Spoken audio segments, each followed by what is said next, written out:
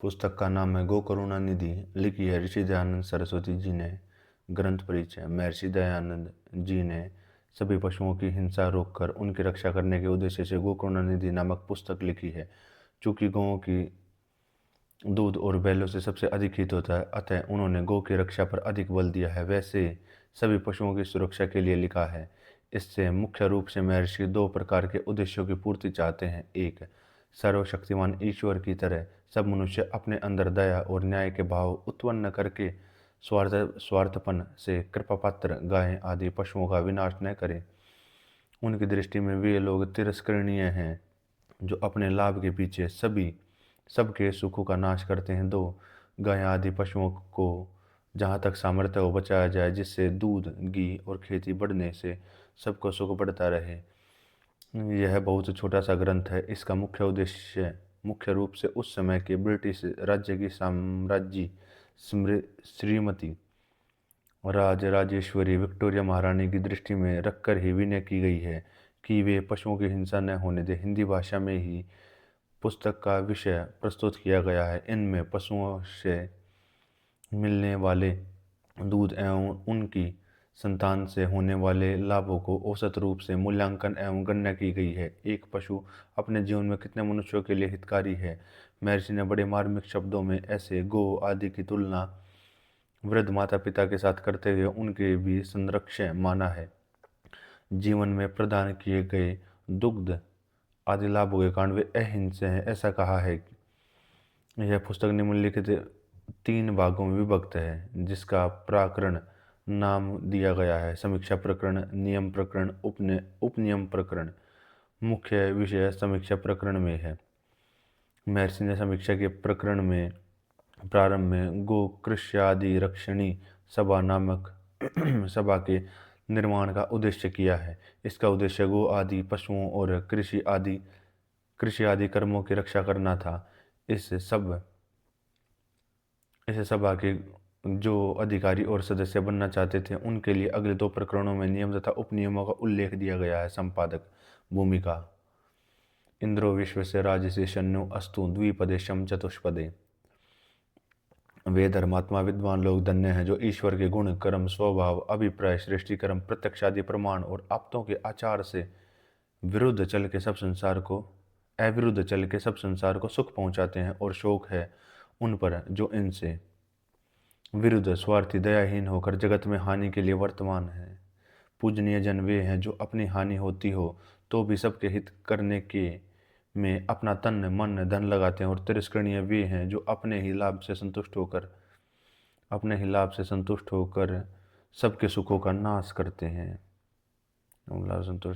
सुखों का नाश करते हैं। ऐसा सृष्टि में कौन मनुष्य होगा जो सुख और दुख को स्वयं न मानता हो?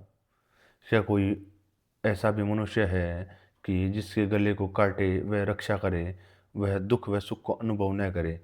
जब सबको लाभ और सुख ही में प्रसन्नता है, तो बिना अपराध किसी प्राणी का प्राण वियोग करके अपना पोषण करना सत्पुरुषों के समान निंदित कर्म क्यों न होवे? सर्वशक्तिमान जगदीश्वर इस सृष्टि में मनुष्यों के आत्माओं में अपनी दया और न्याय को प्रकाशित करे, जिससे ये सब दया और न्याय युक्त होकर सर्वदा सर्वोपकारक काम करें और स्वार्थपन से पक्षपात युक्त होकर कृपा पात्र गाय पशुओं का विनाश न करें, कि जिससे दुग्ध आदि पदार्थों और खेती आदि क्रियाओं की सिद्धि से युक्त होकर सब मनुष्य आनंद में रहें। इस ग्रंथ में जो कुछ अधिक न्यून व अयुक्त लेख हुआ हो, उसको बुद्धिमान लोग इस ग्रंथ के तात्पर्य के अनुकूल कर लेवें। धार्मिक विद्वानों की यही योग्यता है कि वक्ता के वचन और ग्रंथकर्ता के अभिप्राय के अनुसार ही समझ लेते हैं। यह ग्रंथ इसी अभिप्राय से रचा गया है कि जिससे गो आदि पशु जहाँ तक सामर्थ्य हो बचाया जावे। उनके बचाने से दूध, घी, खेती के बढ़ाने से सबको सुख बढ़ता रहे। परमात्मा कृपा करे कि यह अभिष्ट शीघ्र सिद्ध हो। इस ग्रंथ में 3 प्रकरण है: एक समीक्षा, दूसरा नियम, तीसरा उपनियम। इनको ध्यान दे के पक्षपात छोड़ के विचार के राजा तथा प्रजा यथावत उपयोग में लावे, कि जिससे दोनों के लिए सुख बढ़ता रहे। इति भूमिका। अतः गो करुणा निधि गो कृष्यादि रक्षणी सभा। इस सभा का नाम गोकृष्यादि रक्षिणी इसलिए रखा गया है कि जिससे गवादि पशु जिससे गो आदि पशु और कृष्य आदि कर्मों की रक्षा और वृद्धि होकर सब प्रकार के उत्तम सुख मनुष्य आदि प्राणियों को प्राप्त होते हैं, और इसके बिना निम्नलिखित सुख कभी नहीं प्राप्त हो सकते। सर्वशक्तिमान जगदीश्वर ने इस सृष्टि में जो पदार्थ बनाए हैं वे निष्प्रयोजन नहीं, किंतु एक एक वस्तु अनेक अनेक प्रयोजन के लिए रची है। इसलिए उनसे वे ही प्रयोजन लेना अन्यथा अन्याय है।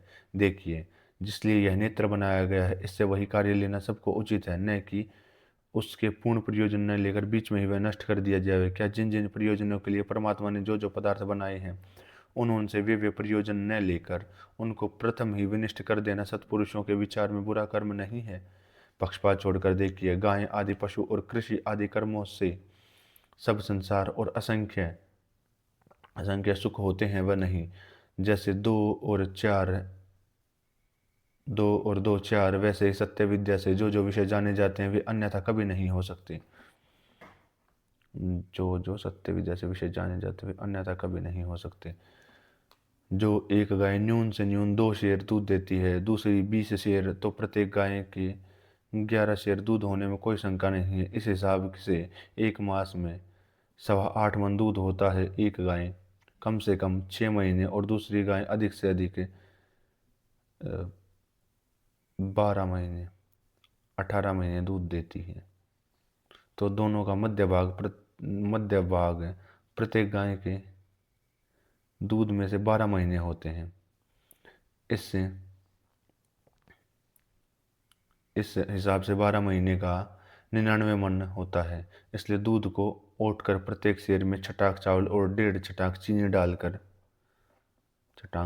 डालकर खीर बनाकर खावे तो प्रत्येक मनुष्य के लिए 2 शेर दूध की खीर पुष्कल होती है, क्योंकि यह भी एक मध्य भाग की गिनती है, अर्थात कोई 2 शेर दूध की खीर से अधिक खाएगा, कोई न्यून। इस हिसाब से एक प्रसूता गाय के दूध से लगभग 1980 मनुष्य एक बार तृप्त होते हैं। गाय न्यून से न्यून 8 और अधिक से अधिक 18 बार ब्याती है, परंतु मध्य भाग 13 बार आया तो 25,740 मनुष्य एक गाय के जन्म भर के दूध मात्र के लिए एक बार तृप्त हो सकते हैं। इस गाय के एक पीढ़ी में 6 बच्चियां और 7 बछड़े हुए।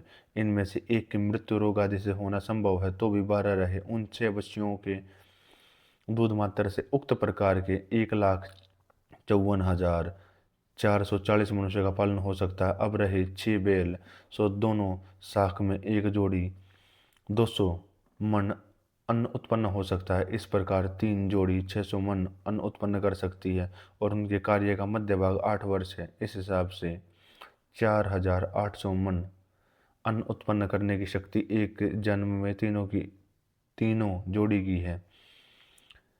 4,800 मन, इतने मन अन्न से प्रत्येक मनुष्य का 3 पाव अन्न भोजन में गिने तो 2,56,000 मनुष्यों का एक बार भोजन होता है।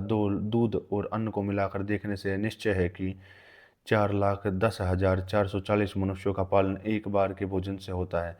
अब 6 गाय की पीढ़ियों का हिसाब लगाकर देखा जाए तो असंख्य मनुष्यों का पालन हो सकता है, और इनके मांस के अनुमान में केवल 80 मनुष्य मांसाहारी मनुष्य एक बार तृप्त हो सकते हैं। देखो, कुछ लाभ के लिए लाखों प्राणियों को मार मार असंख्य मनुष्यों की हानि करना महापाप क्यों नहीं है? यद्यपि यद्यपि गाय के दूध से भैंस का दूध कुछ अधिक और बैलों से भैंसा कुछ न्यून लाभ पहुंचाता है, तदपि जितना गाय के दूध और बैलों का उपयोग से मनुष्य को सुख लाभ होता है उतना भैंसियों के दूध से और भैंसों से नहीं, क्योंकि जितने आरोग्य कारक और बुद्धिवर्धक गुण गाय के दूध में और बैलों में होते हैं उतने भैंस के दूध और भैंसे में नहीं हो सकते। इसलिए आर्यों ने गाय सर्वोत्तम मानी है, और ऊँटने का दूध गाय और भैंस का दूध से भी अधिक होता है, तो भी इनका दूध गाय के सदृश नहीं है। ऊँट और ऊँटनी के गुण भार उठाकर शीघ्र पहुंचाने के लिए प्रशंसनीय है।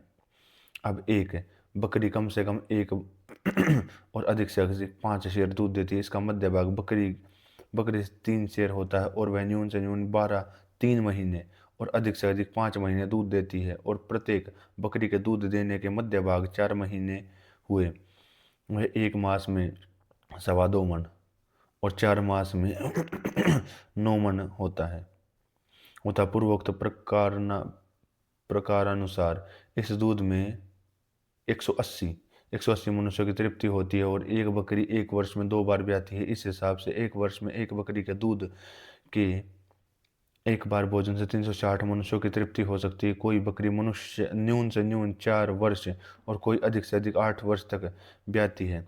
इसका मध्य भाग 6 वर्ष हुआ तो जन्म भर के दूध से 2160 मनुष्य एक बार के भोजन से पालन होता है। अब उसके बच्चा बच्ची मध्य भाग में 24 हुए क्योंकि कोई न्यून से न्यून 1 और कोई अधिक से अधिक 3 बच्चों को ब्याती है।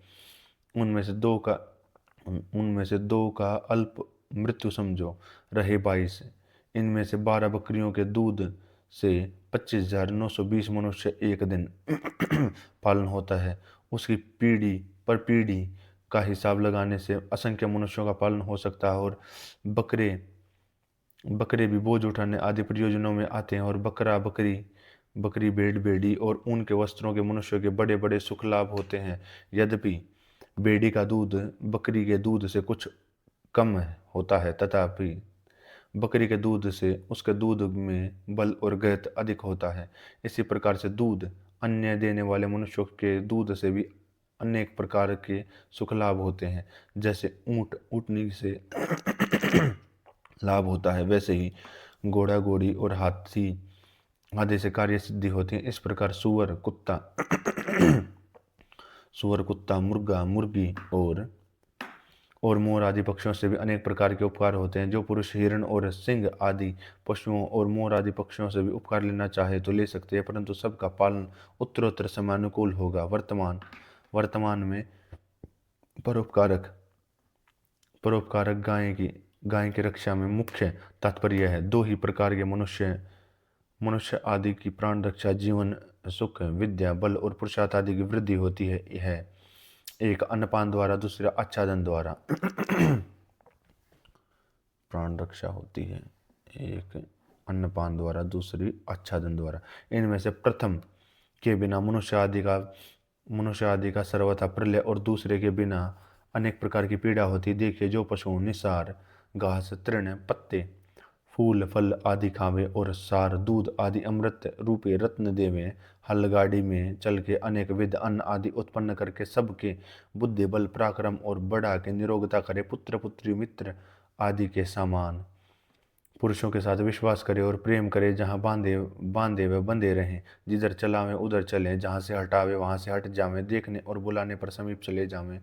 जब कभी व्याघ्र आदि पशु व मारने वालों को देखे, अपनी रक्षा के लिए पालन करने वाले के समीप दौड़कर आवे कि यह हमारी रक्षा करेगा। जिनके मरे पर चमड़ा भी कंटक आदि से रक्षा करे, जंगल में चर के अपने बच्चे और स्वामी के लिए दूध देने को नियत स्थान पर समय पर चले आवें, अपने स्वामी की रक्षा के लिए तन मन लगावें, जिनका सर्वस्व राजा और प्रजा आदि मनुष्यों के सुख के लिए इत्यादि शुभ गुण युक्त सुख कारक पशुओं के गले छुरों से काटकर जो मनुष्य अपना भरपेट सब संसार की हानि करते हैं, क्या संसार में उनसे अधिक कोई विश्वासघाती अनुपकारी दुख देने वाला और पापी जन होंगे? क्या संसार में उनसे भी अधिक कोई विश्वासघाती अनुपकारी और पापी जन होंगे? इसलिए यजुर्वेद के प्रथम ही मंत्र में परमात्मा की आज्ञा है कि अज्ञा यजमानस्य पशु न पही। हे पुरुष, तो इन पशुओं को कभी मत मार और यजमान अर्थात सबके सुख देने वाले जनों के संबंधी पुरुषों की रक्षा कर, जिनसे तेरी भी पूरी रक्षा होवे। और इसलिए ब्रह्मा से लेकर आज पर्यंत आर्य लोग पशुओं की हिंसा में पाप और अधर्म समझते हैं और अब भी समझते हैं। और इनकी रक्षा में अन्न भी महंगा नहीं होता, क्योंकि दूध आदि के अधिक होने से दरिद्री को भी खान पान में मिलने पर न्यून ही अन्न खाया जाता है और अन्न के कम खाने में से मल भी कम होता है। मल के न्यून होने से दुर्गंध न्यून होती है। दुर्गंध के स्वल्प होने से वायु और वृष्टि जल का शुद्धि भी विशेष होती है। उससे रोगों की न्यूनता होने से सब को सुख बढ़ता है। इससे यह ठीक है कि गो आदि पशुओं के नाश होने से और राजा और प्रजा का भी नाश हो जाता है, क्योंकि जब पशु न्यून होते हैं तब दूध आदि पदार्थ और खेती आदि कार्यों की भी घटती होती है। देखो इसी से जितने मूल्य से जितना दूध और घी आदि पदार्थ अर्थात तथा बैल आदि 700 वर्ष के पूर्व मिलते थे, उतना दूध घी बैल आदि पशु इस समय 10 गुने मूल्य में भी नहीं मिल सकते, क्योंकि 700 वर्ष के पीछे इस देश में गौ आदि पशुओं को मारने वाले मांसाहारी विदेशी मनुष्य बहुत आ बसे हैं। वे उन सर्वोपकारी पशुओं के हाड़ मांस तक को भी नहीं छोड़ते। तो नष्ट मूल्य पत्रम च पुष्पम, जब कांड का ही नाश कर दे तो कार्य नष्ट क्यों न हो जावे। हे मांसाहारियों, तुम लोग जब कुछ काल के पश्चात पशु न मिलेंगे तब मनुष्यों का भी मांस छोड़ोगे वे नहीं। हे परमेश्वर, तू क्यों न इन पशुओं पर जो कि बिना अपराध मारे जाते हैं दया नहीं करता। क्या उन पर तेरी प्रीति नहीं है? क्या उनके लिए तेरी न्याय सभा बंद हो गई है? क्यों उनकी पीड़ा छुड़ाने पर ध्यान नहीं देता और उनकी पुकार नहीं सुनता? क्यों इन मांसाहारियों की आत्माओं में दया का प्रकाश कर निष्ठुर कठोरता, स्वार्थपन और मूर्खता आदि दोषों को दूर नहीं करता? इससे ये बुरे कामों से बचे। हिंसक हिंसक ईश्वर ने सब पशु आदि सृष्टि मनुष्यों के लिए रची है और मनुष्य अपनी भक्ति के लिए, इसलिए मांस खाने में दोष नहीं हो सकता। रक्षक, सुनो भाई, तुम्हारे शरीर को जिस ईश्वर ने बनाया है, क्या उसी ने पशु आदि के शरीर को नहीं बनाया? जो तुम कहो कि पशु आदि हमारे खाने को बनाए हैं, तो हम कह सकते हैं कि हिंसक पशुओं के लिए तुमको उसने रचा है, क्योंकि जैसे तुम्हारा चित्त उनके मांस पर चलता है, वैसे ही सिंह, गृध्र आदि का चित्त भी तुम्हारे मांस पर चलता है। तो क्या उनके लिए तुम क्यों नहीं हिंसक? देखो, ईश्वर ने पुरुषों के दांत कैसे पहने मांसाहारी पशुओं के समान बनाए हैं। इससे हम ये जानते हैं कि मनुष्यों को मांस खाना उचित है। रक्षक, जिन व्याघ्र आदि पशुओं के दांत के दृष्टांत से आप अपने पक्ष सिद्ध करना चाहते हो, क्या तुम भी उनके तुल्य ही हो? देखो तुम्हारी मनुष्य जाति, उनकी पशु जाति, तुम्हारे 2 पग, उनके 4 पग, तुम विद्या पढ़कर सत्य का विवेक कर सकते हो, वे नहीं। और यह तुम्हारा दृष्टांत भी युक्त नहीं, क्योंकि जो दांत का दृष्टांत लेते लेते हो तो बंदर के दांतों का दृष्टांत क्यों नहीं लेते? देखो, बंदर के दांत सिंह और बिल्ली के दांत आदि के समान होते, वे मांस नहीं खाते। मनुष्य और बंदर की आकृति बहुत सी मिलती भी है। जैसे मनुष्यों के हाथ, पग और नख आदि होते हैं, वैसे बंदरों के भी। इसलिए परमेश्वर ने मनुष्यों को दृष्टांत से उपदेश दिया है कि जैसे बंदर मांस कभी नहीं खाते और फल आदि खाकर निर्वाह करते हैं, वैसे तुम भी किया करो। जैसा बंदरों का दृष्टांत सांगोपांग मनुष्यों के साथ घटता है, वैसे अन्य किसी का नहीं। इसलिए मनुष्यों को अति उचित है कि मांस खाना सर्वथा छोड़ देवे। हिंसक, देखो, जो मांस पशु और मनुष्य हैं वे बलवान, और जो मांस नहीं खाते वे निर्बल होते हैं, इससे मांस खाना चाहिए। रक्षक, नहीं। क्यों क्यों अल्प समझ की बातें मानकर कुछ भी विचार नहीं करते? देखो, सिंह मांस खाता है, सुअर व अरना भैंसा मांस कभी नहीं खाता। परंतु जो सिंह बहुत मनुष्यों के समुदाय में गिरे तो वह 1 व 2 को मारता है, और एक गोली वह तलवार के प्रहार से मर जाता है। और जब जंगली सुअर व अरना भैंसा जिस प्राणी समुदाय में गिरता है, तब अनेक सवारों और मनुष्यों को मारता, और अनेक गोली, बर्छी तथा तलवार आदि के प्रहार से भी नहीं गिरता, और सिंह उनसे डर के अलग सटक जाता है, वह सिंह से नहीं डरता। और जो प्रत्यक्ष दृष्टांत देखना चाहो तो एक मांसाहारी का एक दूध, घी और अन्नहारी मथुरा के मल्लचोबे से बाहुयुद्ध हो, तो अनुमान है कि चोबा मांसाहारी को पटक कर उसकी छाती पर चढ़ के ही बैठेगा। पुनः परीक्षा होगी कि किस किस के खाने से बल न्यून और अधिक होता है। भला तनिक विचार करो कि छिलकों के खाने से अधिक बल होता है, अथवा रस और जो सार है उसके खाने से? मांस छिलके के समान है और दूध, घी सार के रस के तुल्य है। जो इस युक्ति पूर्वक खावे तो मांस से अधिक गुण और बलकारी होता है, फिर मांस का खाना व्यर्थ है और हानिकारक। अन्याय, अधर्म और दुष्ट कर्म क्यों नहीं? हिंसक, जिस देश में सिवाय सिवाय मांस के अन्य कुछ नहीं मिलता, वहाँ वहाँ वह आपातकाल में अथवा रोग निवृत्ति के लिए मांस खाने में दोष नहीं होता। रक्षक, आपका कहना व्यर्थ है, क्योंकि जहाँ मनुष्य रहते हैं वहाँ पृथ्वी अवश्य होती है, और जहाँ पृथ्वी होती है वहाँ खेती, फल फूल आदि होते हैं, और जहाँ कुछ भी नहीं होता वहाँ मनुष्य ही नहीं रह सकते। अगर और जहाँ ऊसर भूमि है, मिष्ट जल और फूल फलहार आदि के न होने से मनुष्य का रहना भी दुर्घट है, और आपातकाल में भी अन्य उपायों से निर्वाह कर सकते, जैसे मांस के न खाने वाले और बिना मांस के रोगों का निवारण भी औषधियों से यथावत होता है, इसलिए मांस खाना अच्छा नहीं। हिंसक, हिंसक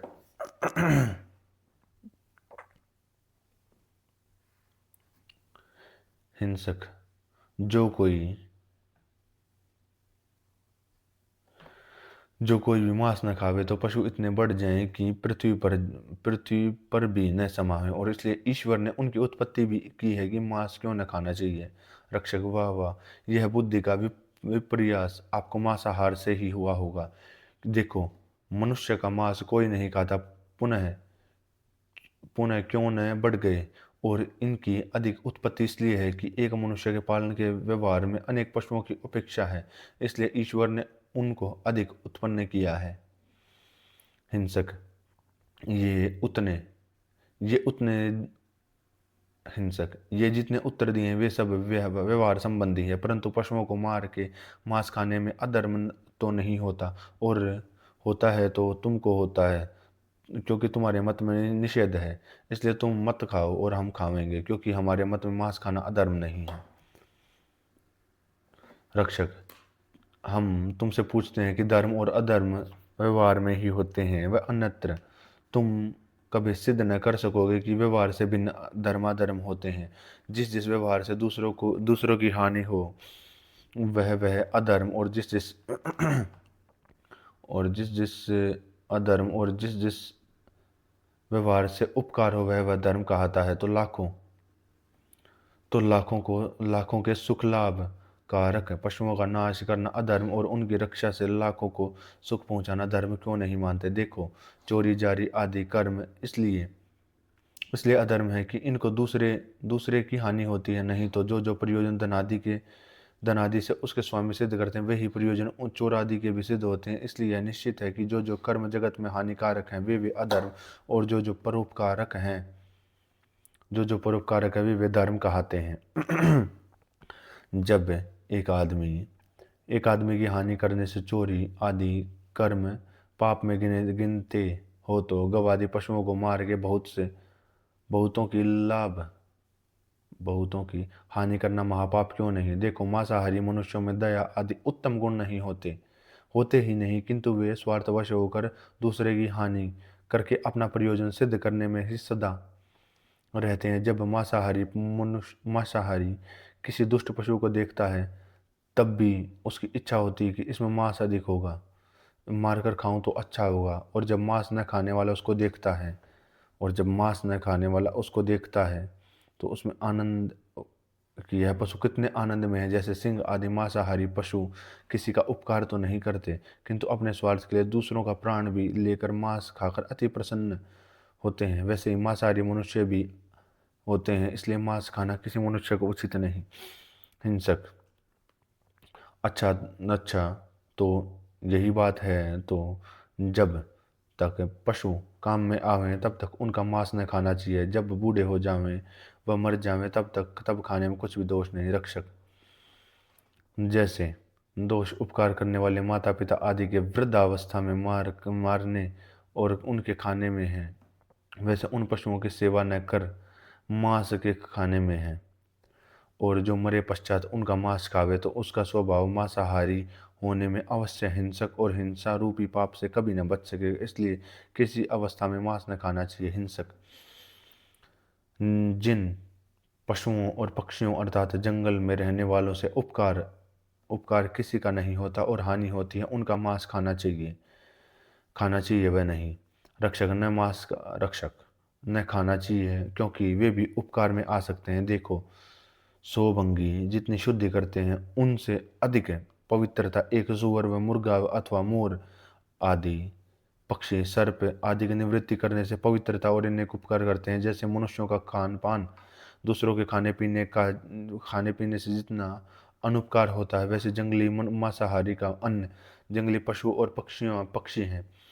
और जो विद्या और विचार से सिंह आदि वनस्थ पशु और पक्षियों से उपकार लेवे तो अनेक प्रकार का लाभ उनसे भी हो सकता है। इस कारण मांसाहार का सर्वथा निषेध निषेध होना चाहिए। भला जिनका दूध जिनका दूध आदि खाने पीने में आते हैं वे माता पिता के समान माननीय क्यों न होने चाहिए। ईश्वर की सृष्टि में भी विदित होता है कि मनुष्यों से पशु और पक्षी आदि आदि अधिक रहने से कल्याण होता है, क्योंकि ईश्वर ने मनुष्यों के खाने पीने के पदार्थों से भी पशु पक्षियों के खाने पीने के घास वृक्ष फूल फल आदि अधिक रचे हैं। वे बिना जोते बोए सींचे पृथ्वी पर स्वयं उत्पन्न होते हैं और वहाँ वृष्टि भी करता है। इसलिए समझ लीजिए कि ईश्वर का अभिप्राय उनके मारने में नहीं किंतु रक्षा करने में। हिंसक जो मनुष्य पशु को मार के मांस खावे उनको पाप होता है, और जो बिकता मांस मूल्य से ले लेवे भैरव चामुंडा दुर्गा जखिया अथवा वाम मार्ग अथवा यज्ञ आदि की रीति से चढ़ाकर समर्पण कर खावे तो उन्हें पाप नहीं होना चाहिए, क्योंकि वे विधि से खाते हैं।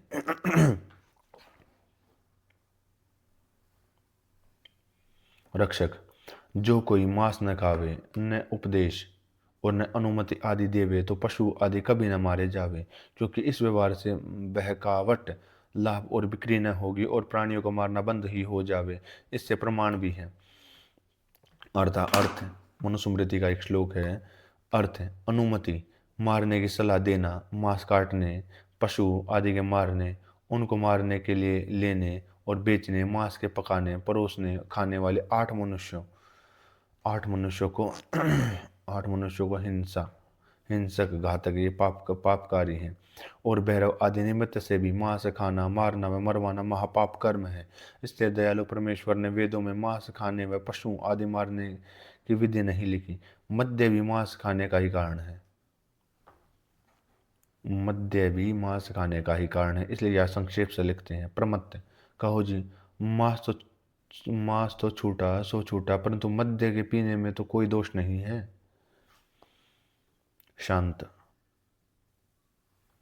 शांत मद्य पीने में भी वैसे ही दोष है जैसा मांस खाने में। मनुष्य मद्य पीने से नशे के कारण नष्ट बुद्धि होकर अकर्तव्य कर लेता है। मनुष्य मद्य पीने के कारण कर्तव्य कर लेता है और कर्तव्य को छोड़ देता है। न्याय का अन्याय और अन्याय का न्याय विपरीत कर्म करता है। और मद्य की उत्पत्ति विकृति पदार्थों से होती है और वह मांसाहारी अवश्य हो जाता है। इसलिए इसके पीने से आत्मा में विकार उत्पन्न हो जाते हैं। इसके पीने से आत्मा में विकार उत्पन्न हो जाते हैं। और जो मद्य पीता वह विद्या आदि शुभ गुणों से रहित होकर उन दोषों में फंसकर अपने धर्म अर्थ काम और मोक्ष फलों को छोड़कर पशुवत आहार निद्रा भय मैथुन आदि कर्मों में प्रवृत्त होकर अपने मनुष्य जन्म को व्यर्थ कर देता है। इसलिए नशा अर्थात मद कारक द्रव्यों का सेवन कभी न करना चाहिए। जैसा मद्य है वैसा भांग आदि पदार्थ भी मादक हैं, इसलिए इनका भी सेवन कभी न करें, क्योंकि ये भी बुद्धि का नाशक करके प्रमाद आलस्य और हिंसा आदि में मनुष्य को लगा देते हैं। इसलिए मद्यपान के समान इनका भी सर्वथा निषेध ही है। इससे हे धार्मिक सज्जनों लोगों, आप इन पशुओं की रक्षा तन मन और धन से क्यों नहीं करते। हाय, बड़े शोक की बात है कि जब हिंसक लोग गायें बकरे आदि पशुओं और मोर आदि पक्षियों को मारने के लिए ले जाते हैं, तब वे अनाथ तुम हमको देख के राजा और प्रजा पर बड़े शोक प्रकाशित करते हैं। देखो, तो हमको बिना अपराध बुरे हाल से मारते हैं, और हम रक्षा करने वाले मारने वालों को भी दूध आदि अमृत पदार्थ देने के लिए उपस्थित रहना चाहते हैं और मारे जाना नहीं चाहते। देखो, हम लोगों का सर्व परोपकार के लिए है, और हम इसलिए पुकारते हैं कि हमको आप लोग बचावें, तुम्हारी भाषा में अपना दुख नहीं समझा सकते और आप लोग हमारी भाषा नहीं जानते तो जानते नहीं तो क्या हम में से किसी को कोई मारता तो हम भी आप लोगों के सदृश अपने मारने वालों को न्याय व्यवस्थाएं फांसी पर न चढ़वा देते। हम इस समय अतीव कष्ट में हैं क्योंकि कोई भी हमको बचाने में उद्यत नहीं है और जो कोई होता है उनसे मांसाहारी द्वेष करते हैं। अस्तु, वे स्वार्थ के लिए द्वेष करो तो करो, क्योंकि स्वार्थी दोषम न पश्यति। जो स्वार्थ में साधने में तत्पर होता है वह अपने दोषों पर ध्यान नहीं देता। जो स्वार्थ साधने में तत्पर होता है अपने दोषों पर ध्यान नहीं देता, किंतु दूसरों की हानि हो तो हो, मुझको सुख होना चाहिए, परंतु जो उपकारी हैं वे इनके बचाने में अत्यंत पुरुषार्थ करें।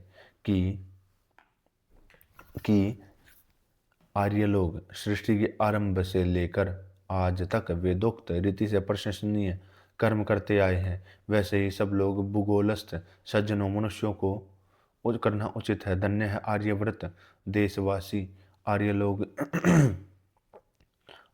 देशवासी आर्य लोगों को कि जिन्होंने ईश्वर के सृष्टि कर्म के अनुसार परोपकार में ही अपना तन मन धन लगाया है और लगाते हैं। इसलिए आर्यवर्तीय राजा महाराजा प्रधान और धनाढ़ लोग आदि पृथ्वी में जंगल रखते थे कि जिससे पशुओं और पक्षियों की रक्षा होकर औषधियों के सार दूध आदि पवित्र पदार्थ उत्पन्न हो, जिनके खाने पीने के आरोग्य बुद्धि बल पराक्रम आदि सद्गुण बढ़ते रहें और वृक्षों के अधिक होने से वर्षा जल वायु में आर्द्रता शुद्धि अधिक होती है। पशु और पक्षी आदि से अधिक होने से खाद भी अधिक होता है। परंतु इस समय के मनुष्यों का इससे विपरीत व्यवहार है कि जंगलों की काट और कटवा डालना, पशुओं को मार और मरवा खाना और विष्ठा आदि का खाद खेतों में डालकर डलवाकर रोगों की वृद्धि करके संसार का अहित करना, स्वप्रयोजन साधना और पर प्रयोजन पर ध्यान न देना इत्यादि उल्टे काम हैं। सत्पुरुषों का यही सिद्धांत है कि विषय से अमृत लेना। इसी प्रकार से गायें आदि का मांस विश्वत महारोगकारी को छोड़कर उनसे उत्पन्न हुए दूध आदि अमृत रोगनाशक हैं, उनको लेना चाहिए। अतएव इनकी रक्षा करके विषय त्यागी और अमृत भोजी सबको होना चाहिए। सुनो बंधु वर्गो, तुम्हारा तन मन धन गाय आदि के रक्षा रूप परोपकार में न लगे तो किस काम का है। देखो, परमात्मा का स्वभाव की जिसने सब विश्व और सब पदार्थ परोपकार के लिए ही रच रखे हैं, वैसे तुम भी अपना तन मन धन परोपकार के लिए ही अर्पण करो। बड़े आश्चर्य की बात है कि पशुओं को पीड़ा न होने के लिए न्याय पुस्तक में व्यवस्था भी लिखी है कि जो पशु दुर्बल और रोगी हों उनको कष्ट न दिया जावे और जितना बोझ सुखपूर्वक उठा सके उतना ही उन पर धरा जावे। श्रीमती राजराजेश्वरी की श्री विक्टोरिया महारानी का विज्ञापन भी प्रसिद्ध है कि इन अव्यक्त वाणी पशुओं को जो दुख दिया जाता है वह न दिया जावे। तो क्या भला मार डालने से भी अधिक कोई दुख होता है? क्या फांसी से भी अधिक दुख बंदी गृह में होता है?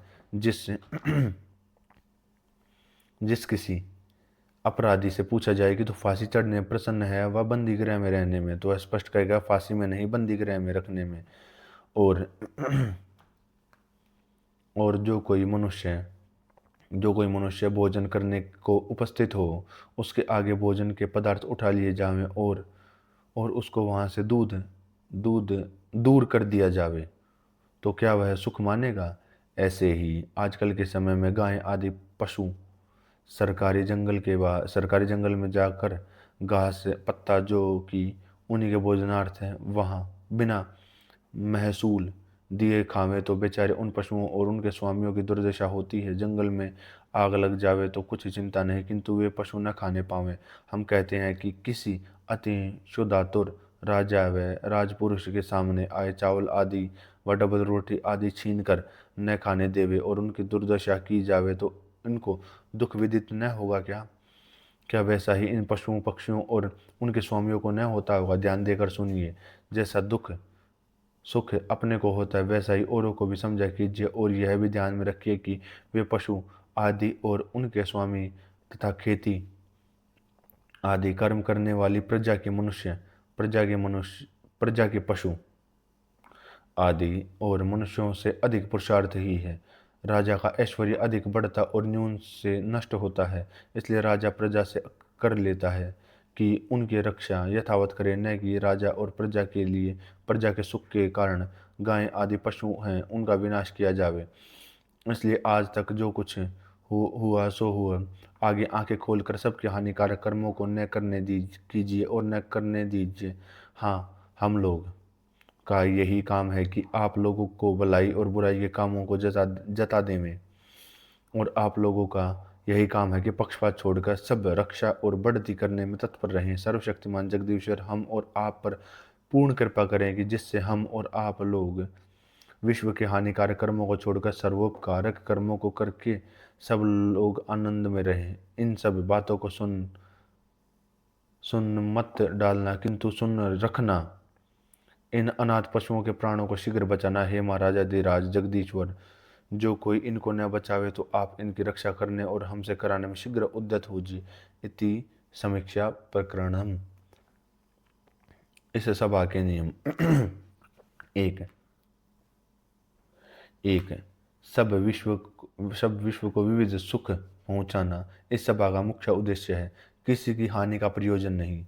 दो, जो पदार्थ सृष्टि कर्मानुकूल जिस जिस प्रकार से अधिक उपकार में हो आवे, उससे आप्ताभिप्रायानुसार यथा योग्य सर्वहित सिद्ध करना इस कर्म का, इस सभा का परम पुरुषार्थ है। जिस जिस कर्म से बहुत हानि और थोड़ा लाभ हो उससे सभा कर्तव्य नहीं समझती। जो मनुष्य इस परम हितकारी कार्य में तन मन धन से प्रयत्न और सहायता करें, वह इस सभा में प्रतिष्ठा के योग्य होवे। जो कि यह कार्य सर्वहितकारी है, इसलिए यह सभा भूगोलस्थ मनुष्य जाति की सहायता की पूरी आशा रखती है। 6, जो सभा देश देशांतर और द्वीपांतर में परोपकार ही करना अभिष्ट रखती है, वह इस सभा की सहकारिणी समझी जाती है। 7, जो जन राजनीति व प्रजा के अभिष्ट के विरुद्ध स्वार्थी, क्रोधी और अविद्या दोषों से प्रमत्त होकर राजा प्रजा के लिए अनिष्ट कर्म करे, वह इस सभा का संबंधी न समझा जावे। उपनियम। नाम। 1, इस सभा का नाम गो कृष्यादि रक्षणी है। उद्देश्य।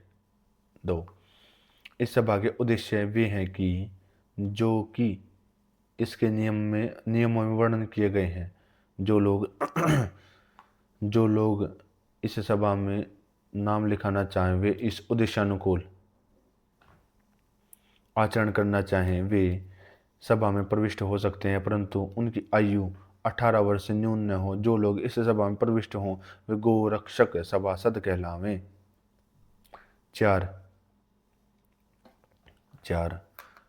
जिनका नाम इस सभा में सदाचार से 1 वर्ष रहा हो, वे अपने आय का शतांश अथवा अधिक मासिक व वार्षिक इस सभा को दें। वे गोरक्षक सभासद हो सकते हैं और सम्मति देने का अधिकार केवल गोरक्षक सभासदों को ही होगा।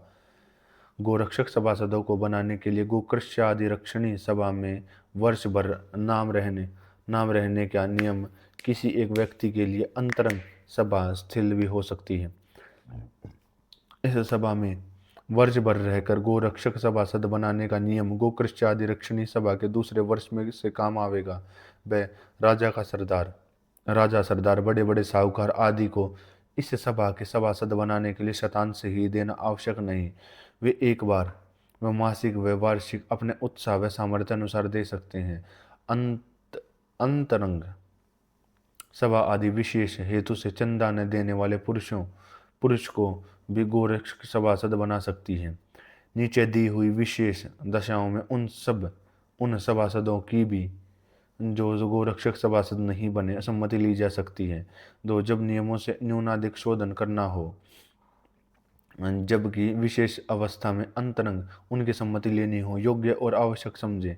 5, जो इस सभा के उद्देश्य से विरुद्ध कर्म करेगा, वह न तो गोरक्षक और न गोरक्षक सभासद गिना जावे। गोरक्षक सभासद दो प्रकार के होंगे, एक साधारण दूसरा माननीय। माननीय गोरक्षक सभासद वे होंगे जो शतांश 10 रुपये मासिक व इससे अधिक देवें अथवा एक बार में 250 रुपये देवें वे दें व जिनको अंतरंग विद्या आदि श्रेष्ठ गुणों से माननीय समझे। 7 यह सभा दो प्रकार की हो, एक साधारण दूसरी अंतरंग। साधारण सभा 3 प्रकार की हो, मासिक, षणमासिक, नैमित्तिक। 9 मासिक सभा प्रति मास एक बार हुआ करेगी, उसमें महीने भर का आय व्यय और सभा के कार्यकर्ताओं की क्रियाओं का वर्णन किया जावे जो कि कथन योग्य हो। 10 षणमासिक सभा कार्तिक और वैशाख के अंत में हुआ करे, उसमें आप्तोक्त विचार। मासिक सभा का कार्य प्रत्येक प्रकार का आय व्यय समझना चाहिए और समझाना हुए। 11 नैमित्तिक सभा यह कवि, मंत्री, प्रधान और अंतरंग सभा आवश्यक कार्य किए जाने उसी समय यह सभा हो, उसमें विशेष कार्यों का प्रबंध हुए। अंतरंग सभा के सब कार्य प्रबंध के लिए एक अंतरंग सभा नियत की जाए और इसमें 3 प्रकार के सभासद हों, एक प्रतिनिधि, दूसरा प्रतिष्ठित और तीसरे अधिकारी। 13 प्रतिनिधि सभासद अपने अपने समुदाय के प्रतिनिधि होंगे और उन्हें उनके समुदाय नियत होंगे। कोई समुदाय जब चाहे अपना प्रतिनिधि को बदल सकता है। 14 प्रतिनिधि सभासदों के विशेष कार्य होंगे। अपने अपने समुदाय की सम्मति से अपने को विजय रखना, अपने अपने समुदाय को अंतरंग सभा के कार्य जो कि करने योग्य हो बतलाना, अपने अपने समुदायों के चंदा इकट्ठा करके कोषाध्यक्ष को देना। 15 प्रतिष्ठित सभासद विशेष गुणों के कारण प्राय वार्षिक, नैमित्तिक और साधारण सभाओं में नियत किए जावें। प्रतिष्ठित सभासद अंतरंग सभा में 1/3 से अधिक न हो। 16 प्रति वैशाख की सभा में अंतरंग सभा के प्रतिष्ठित अधिकारी वार्षिक साधारण सभा में फिर से नियत किए जावें और कोई पुराना प्रतिष्ठित सभासद और अधिकारी पुनर्वार नियुक्त हो सकता है। 17 जब कोई पहले किसी प्रतिष्ठित सभासद और अधिकारी का स्थान रिक्त हो, अंतरंग सभा आप ही उसके स्थान पर किसी और योग्य पुरुष को नियत कर सकती है। अंतरंग सभा कार्य के प्रबंध निमित्त उचित व्यवस्था बना सकती है, परंतु वह नियमों और उपनियमों से विरुद्ध न हो। अंतरंग सभा किसी विशेष कार्य के अनुसार और सोचने के लिए अपने में सभासदों और विशेष गुण रखने वाले सभासदों को मिलाकर उपसभा नियत कर सकती है। अंतरंग सभा का कोई सभासद मंत्री को 1 सप्ताह से पहले विज्ञापन दे सकता है। कोई विषय सभासद के निवेदन किया जावे और वह विषय प्रधान की आज्ञा के अनुसार निवेदन किया जावे, परंतु जिस विषय के निवेदन करने में अंतरंग सभा के सभासद सम्मति दें वह आवश्यक निवेदन करना ही पड़े।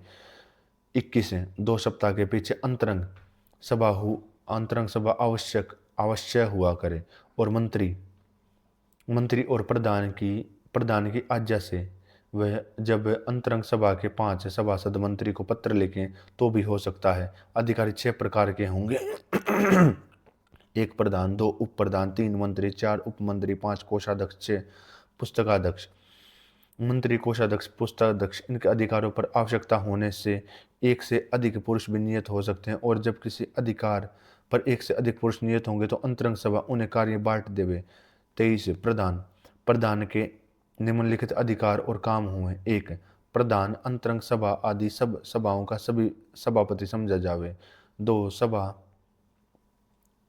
सदा सभा के सब कार्यों को यथावत प्रबंध और सर्वथा उन्नति और रक्षा में तत्पर रहे। सभा के प्रत्येक कार्य को देखे कि वे नियमानुसार किए जाते हैं व नहीं और स्वयं नियमानुसार चले। 3 यदि कोई विषय कठिन अथवा आवश्यक प्रतीत हो तो उसका यथोचित प्रबंध तत्काल करे और उसकी हानि में वही उत्तर देवे। 4 प्रधान अपनी प्रधानत्व के कारण सब उपसभाओं का जिन्हें अंतरंग सभा संस्थापन करे सभासद हो सकते हैं। 24 उप प्रधान उप प्रधान इसके कार्य कर्तव्य हैं। उप प्रधान की अनुपस्थिति में किसी प्रतिनिधि में उसका प्रतिनिधि होवे। यदि दो व अधिक उप प्रधान हो तो सभा की सम्मति के अनुसार उनमें से कोई एक प्रतिनिधि किया जावे, परंतु सभा के सब कार्यों में प्रधान की सहायता देनी देनी उसका मुख्य कार्य है। मंत्री के निम्नलिखित कार्य और अधिकार हैं। एक, अंतरंग सभा की आज्ञा के अनुसार सभा और सभा की ओर से सबके साथ पत्र व्यवहार रखना।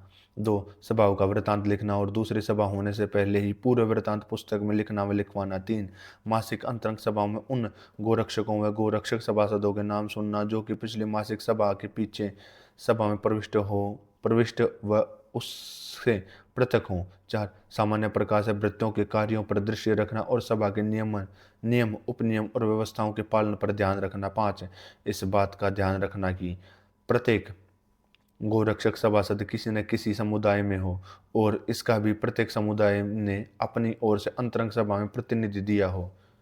6, पहले विज्ञापन दिए पर मान्य पुरुषों को सत्कार पूर्वक बैठाना। 7, प्रत्येक सभा के नियत काल पर आना और बराबर ठहराना। 26, कोषाध्यक्ष के नीचे अधिकार और कार्य लिखे हैं। 1, सभा के सब आय धन का लेना और उसकी रसीद देना और उसको यथोचित रखना। 2, किसी को अंतरंग सभा की आज्ञा के बिना रुपया न देना। किसी मंत्री और प्रधान को भी प्रमाण से जितना देवे अंतरंग सभा के ने उनके लिए नियत किया हो अधिक न देना और उस धन के उचित व्यय के लिए वही अधिकारी है उसके लिए वह व्यय किया हुआ हो उत्तरदाता हो। 3, उन सब धन के व्यय का रीतिपूर्वक बही खाता रखना और प्रतिमास अंतरंग सभा के हिसाब से बही खाते समेत पड़ताल और स्वीकार के लिए निवेदन करना। 27, पुस्तकाध्यक्ष के अधिकार और कार्य में ये हुए। 1, जो पुस्तकालय में सभी की स्थिर और विक्रय की पुस्तक हो उन सबों की रक्षा और पुस्तकालय संबंधी हिसाब रखे और पुस्तकों की लेन देन का कार्य भी करे। मिश्रित नियम। 28, सभी गोरक्षक सभासदों की सम्मति निम्नलिखित दशाओं में ली जावे। 1, अंतरंग सभा का यह निश्चय हो कि किसी साधारण सभा के सिद्धांत पर निश्चय न करना चाहिए किंतु गोरक्षक सभासदों की सम्मति जाननी चाहिए। 2, सभी गोरक्षक सभासदों का 5वां व अधिक अंश इस निमित्त मंत्री के पास पत्र लिख भेजे। 3, जब बहुत से व्यय संबंधी व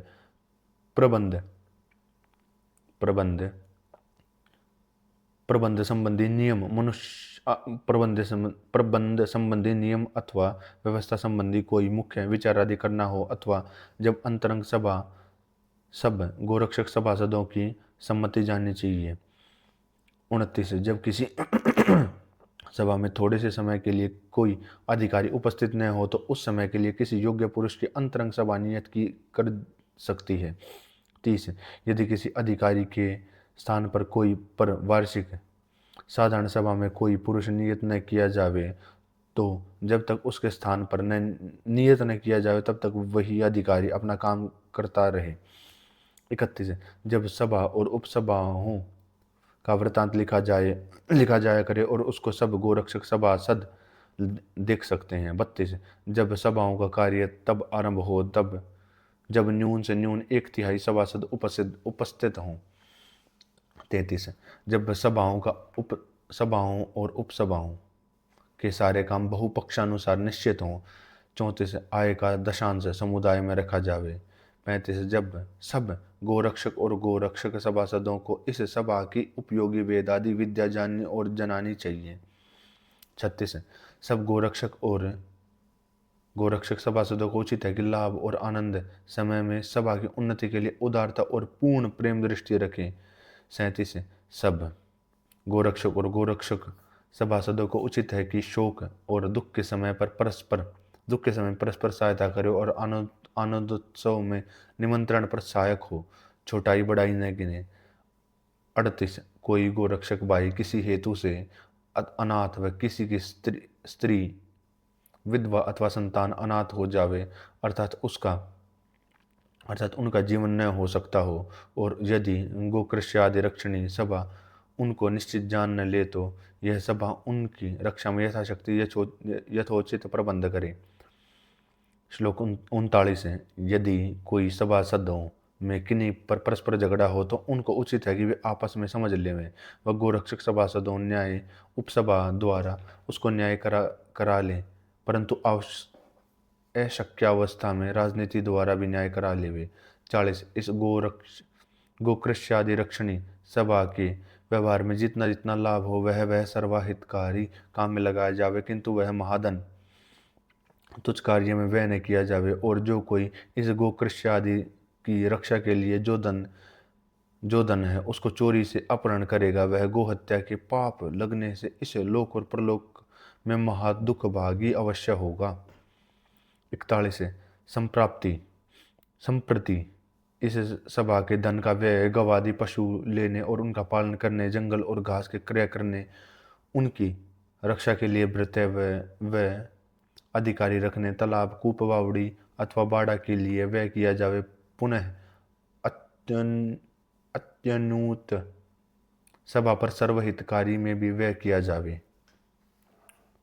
42 सब सज्जनों को उचित है कि इस गोरक्षक धन आदि समुदाय पर स्वार्थ दृष्टि से हानि करना कभी मन में न विचारे, किंतु यथाशक्ति से इस व्यवहार की उन्नति में तन मन धन से सदा परम प्रयत्न किया करे।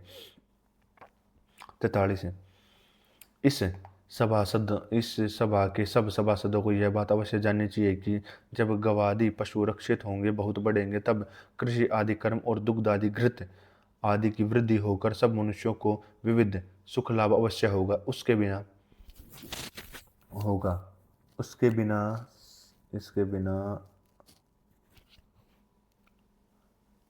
सबका हित सिद्ध होना संभव नहीं। 44 देखिए, पूर्वोक्त रीत्यानुसार एक गौ की रक्षा से लाखों मनुष्यों को लाभ पहुंचाना और जिसके मारने से उतनों की ही हानि होती है, ऐसे निकृष्ट कर्म करने वालों को आप्त विद्वान कभी अच्छा न समझेगा।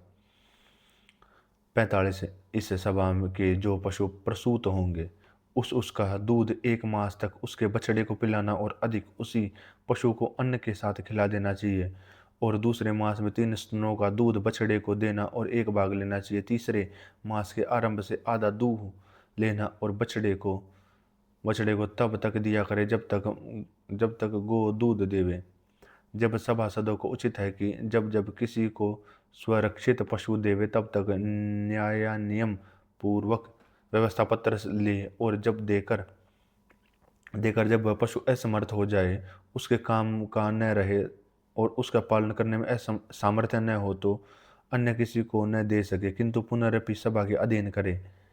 47 इस सभा के अंतरंग सभा को उचित है कि किंतु अत्यावश्यक है कि उक्त प्रकार से अप्राप्त पशुओं की प्राप्ति, प्राप्तों की रक्षा, रक्षितों की वृद्धि और बढ़े हुए पशुओं को नियमानुसार सृष्टि कर्मानुकूल उपकार लेना और अपने अधिकार में सदा रखना, अन्य किसी को इसमें स्वाधीनता कभी न देवे। 48 जो कि यह बहुत उपकारी कार्य है, इसलिए इसका करने वाला इस लोक और परलोक में स्वर्ग अर्थात पूर्ण सुखों को अवश्य प्राप्त होता है। 49 कोई भी मनुष्य इस सभा के पूर्वोक्त उद्देश्य को किए बिना सुखों की सिद्धि नहीं कर सकता। 50 क्या ऐसा कोई भी मनुष्य सृष्टि में होगा जो कि अपने सुख दुखवत दूसरे प्राणियों का सुख दुख अपने आत्मा में न समझता हो।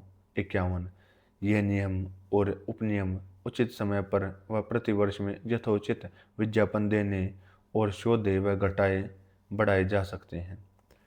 इति गोकरुणानिधि समाप्त।